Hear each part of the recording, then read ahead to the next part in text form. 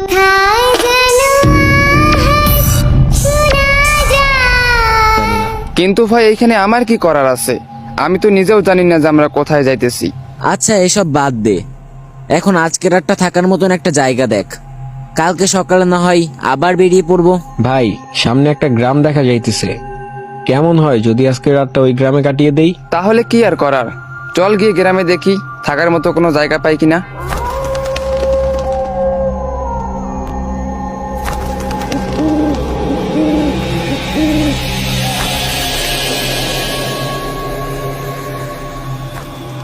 ভাই এটা আমরা কোন গ্রামে চলে আসলাম?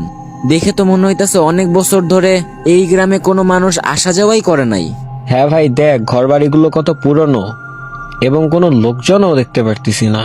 ভাই আমিও তো তাই দেখতেছি, তাতে আমাদের কি, লোকজন থাক বা না থাক, আমরা জাস্ট আজকের রাতটা এই জায়গায় কাটানোর জন্য আসছি। এটা না হয় বুঝলাম, কিন্তু আজকে রাতে আমরা কোথায় ঘুমাবো?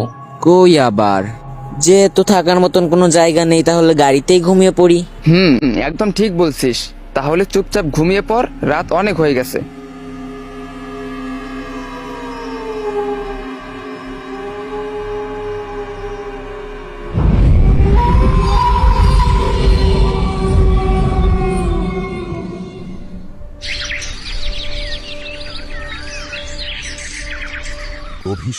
জ্বালিয়ে দাও এদের, এরাই সেই অভিশপ্ত আত্মা যারা আমাদের মাসুদ, গ্রামের রুবেল, সবাইকে তাড়াতাড়ি মেরে ঘুম থেকে ফেলেছে। উঠে দেখ ভাই, এখন এরা কারা? আমাদেরকে মারতে আরে এসেছে। ভাই কাল অবধি তো একটা মানুষও ছিল না, এখন আবার এরা কোথা থেকে আসলো?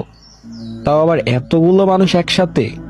আরে তাই তো রে, কালকে রাতে একটা মানুষের ছায়া পর্যন্ত ছিল না, এখন আবার এতগুলো মানুষ আসলো কোথা থেকে? আচ্ছা চলো তো ওদের কাছে গিয়ে দেখি।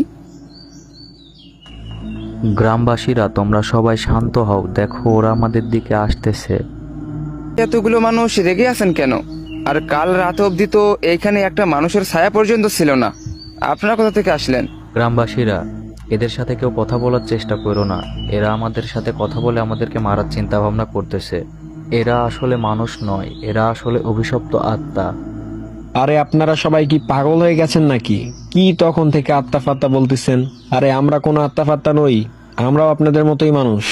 চুপ করেন, আমাদের পাগল পাইছেন না? আপনারা যেটা বলবেন আমরা ওইটাই বিশ্বাস করব। আরে সত্যি বলতেছি, আমরাও আপনাদের মতোই মানুষ, আমরা কোনো আত্মা টাত্তা নই। তোমরা সবাই চুপ করো, আমরা তোমাদের কোনো কথা শুনতে চাই না। একটু পরে তান্ত্রিক বাবা আসতেছে, উনিই বলবে আসলে তোমরা মানুষ না আত্মা। আরে তোমাদের মাথায় কি এতটুকু বুদ্ধিও নাই? আমরা যদি আসলে আত্মাই হতাম তাহলে কি আমরা তোমাদের সামনে আসতাম কখনো?